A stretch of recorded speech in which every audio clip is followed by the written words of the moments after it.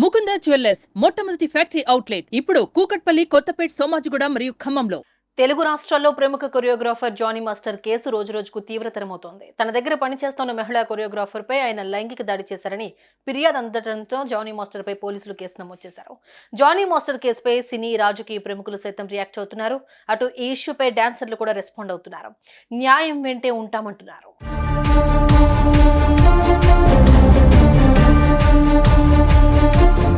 తాజాగా డాన్సర్ రాము Johnny master కు మద్దతుగా నిలిచారు. నార్సింగి పోలీస్ స్టేషన్ కు వచ్చిన ఆయన మీడియాతో మాట్లాడారు. జానీ మాస్టర్ ఏళ్లుగా ఆ అమ్మాయిని వేధిస్తే అప్పుడెందుకు బయటకు రాలేదు, ఇప్పుడు మాత్రం ఎందుకు బయటకు వచ్చి ఇలాంటి ఆరోపణలు చేస్తుందని ప్రశ్నించాడు. తాము న్యాయం వైపు ఉంటామని, జానీ మాస్టర్ వర్షన్ కూడా తెలిస్తే కానీ ఏం జరిగిందో చెప్పలేమని అన్నారు. అంతేగాక ఆయన ఎంతో మందికి లైఫ్ ఇచ్చారని చెప్పారు.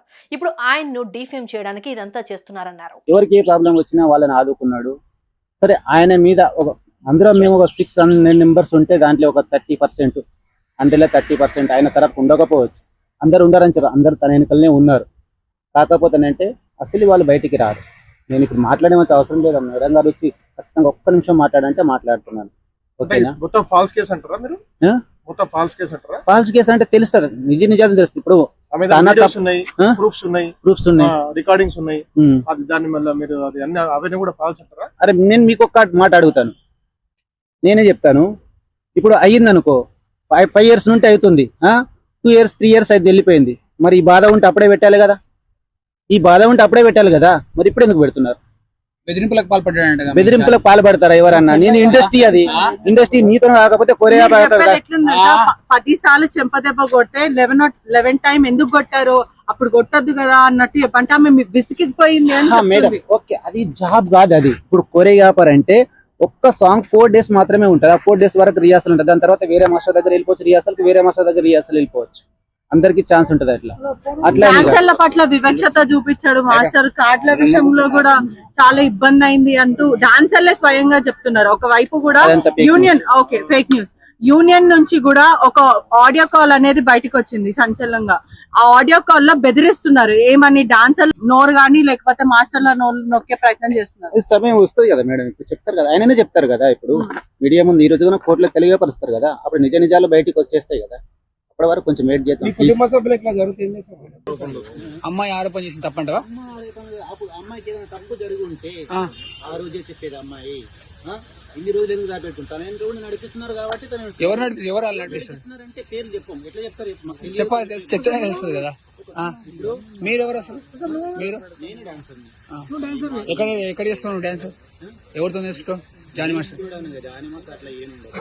ఒక యూనియన్ ఉంటది, దాంట్లో సభ్యులు ఉంటారు, అన్ని ఉంటాయి. మా సంస్థ వేరే, మా డిపార్ట్మెంట్ అంతా వేరే. అటు కొరియోగ్రాఫర్ సందీప్ మాస్టర్ భార్య కూడా ఈ విషయంపై స్పందించారు. కొంతమంది అమ్మాయిలు కావాలనే లాలోని లొసుగులు తెలుసుకుని ఇలా కొందరిని డిఫేమ్ చేయడానికి ట్రై చేస్తున్నారన్నారు. త్వరలోనే అసలు విషయం ప్రజలకు తెలుస్తుందని, న్యాయం గెలుస్తుందన్నారు. సో బేసిక్గా నేను చాలా మంది అమ్మాయిల గురించి వీడియో చేస్తున్నాను. అత్యాచారం జరిగిన అమ్మాయిలకి న్యాయం జరగాలని. సో ఎవరైనా ఆడపిల్లల్ని అబ్యూస్ చేసి ఆడపిల్లలతో తప్పుగా ప్రవర్తించిన వాళ్ళకి ఎవరికైనా ఖచ్చితంగా శిక్ష పడాలి.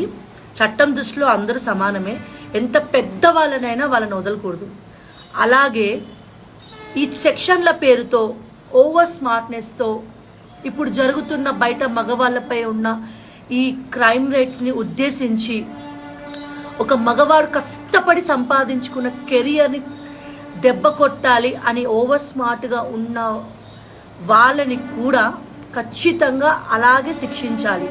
ఒక మనిషి గురించి ఒక ఆరోపణ వచ్చిన వెంటనే దాని వెనుక ఎంత నిజం ఉంది, అవాస్తవం ఉంది, 2 వైపుల విన్నప్పుడే మనం జడ్జిమెంట్ చేయాలండి. అంతేగాని తను ఒక పొజిషన్లో ఉన్నాడు కదా అని చెప్పి తన పొజిషన్ని మన వ్యూస్ కోసము, మన ఇంటర్వ్యూస్ కోసం, అంటే తప్పు చేస్తే ఖచ్చితంగా ఎవరిని వదలకూడదు. ఖచ్చితంగా నిజం అనేది బయటకు వస్తుంది.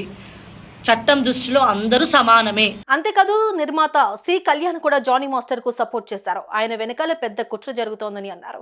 ఇలాంటివి జరిగితే ముందుగా ఇండస్ట్రీలో ఫిర్యాదు చేయాలి, ఇక్కడ అన్యాయం జరిగితే పోలీసుల దగ్గరకు వెళ్ళాలి, కానీ ఏవేవో అనేస్తున్నారు. లవ్ జిహాద్ అంటున్నారు. ఇవన్నీ ఓ మనిషిపై ఎలాంటి ప్రభావం చూపిస్తాయో ఆలోచించండి అని అన్నారు.